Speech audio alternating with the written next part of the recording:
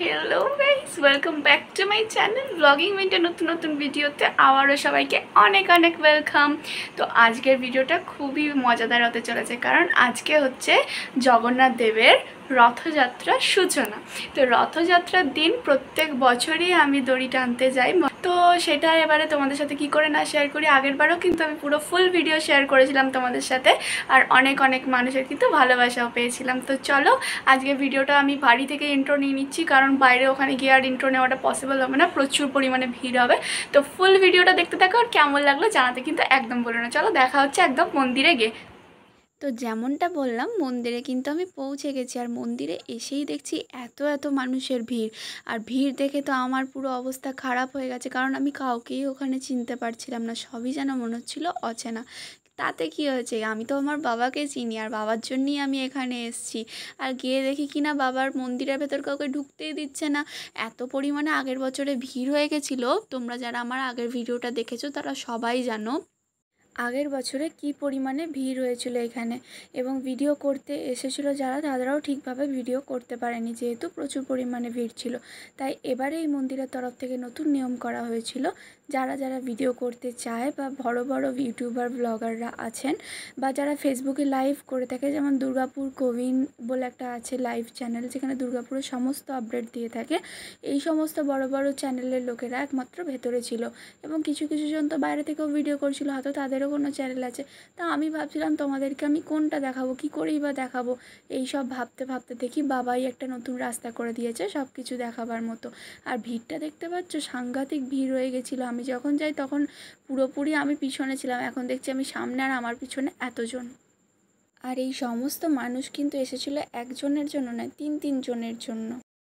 আর জগন্নাথ দেব না, বলরাম দেব, জগন্নাথ আর সুভদ্রা তিনজনেই কিন্তু একসাথে রথে উঠে পড়েছে।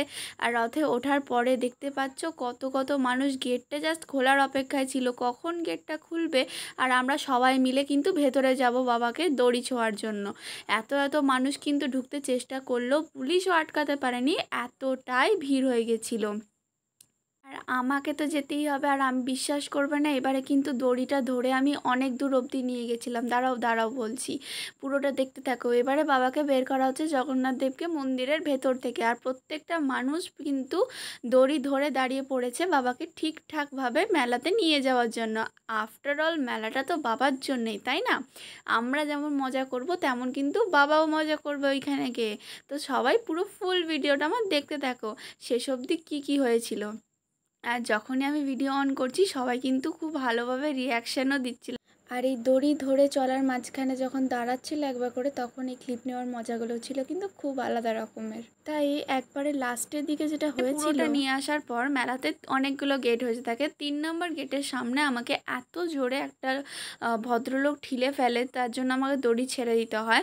তাহলে দড়ি যখন ছেড়েই ফেলেছি, বাবা যখন চলেই যাচ্ছে পুরোটা, আর বাবা কিন্তু বেশি দূর ঘুরবে না, খুব জলদি কিন্তু ওই সামনের দিকে ঘুরে পিছন দিকে গেটটা দিয়ে ব্যাক করে ঢুকে যাবে।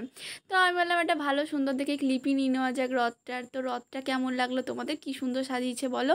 খুব সুন্দর লাগলো। আর আমাকে একা একাই মেলার ভেতরে যেতে হচ্ছিলো, কারণ মেলার ভেতরে আমি যাইনি, আমার একটা বান্ধবী সে এসেছিলো, ফোন করে বলে যে ভেতরে আসবি তো আয়, তারপরে পরক্ষণেই বলে যে তুই বাইরের দিকে চলে, আমি বেরিয়ে গেছি।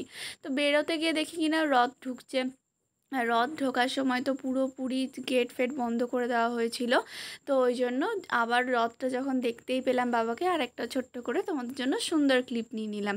আর সামনেটা দেখে তো বেশ ভালোই লাগলো, কি সুন্দর সবাই হরিনাম করতে করতে যাচ্ছিল, খুব সুন্দর লাগলো। আর বাবাও কিন্তু খুব আনন্দের সাথে চলে এসছে আমাদের সবার মাঝখানে মেলাতে। আর মেলাতে প্রচুর পরিমাণে কিন্তু প্রথম দিনই ভিড় ছিল, আমি ঢুকিনি মেলার ভেতর, তাতেও কিন্তু বোঝা যাচ্ছিল। আর তার সাথেই দেখি মেলাতে বাবা ঢুকে যাওয়ার পরে আমার বান্ধবী বাইরে দাঁড়িয়ে আছে। এবং আমি ভিডিওটা কিন্তু এখানেই তোমাদের সাথে শেষ করছি। আর এই ফুল ভিডিওটা আমার কেমন লাগলো জানাতে কিন্তু একদমই ভুলো না, লাইক শেয়ার কমেন্ট করতেও ভুলবে না কিন্তু। আর খুব জলদি দেখা হবে মেলার নতুন ব্লগ নিয়ে। আর ততক্ষণ তোমরা বি সেফ অ্যান্ড হ্যাপি থাকো। আর ব্লগটা আসাতে যে দেরি হলো তার জন্য কিন্তু আই এম এক্সট্রিমলি সরি, আর কিন্তু লেট হবে না, এবার সবাই ঠিক টাইমে ব্লগ পাবে। Bye bye.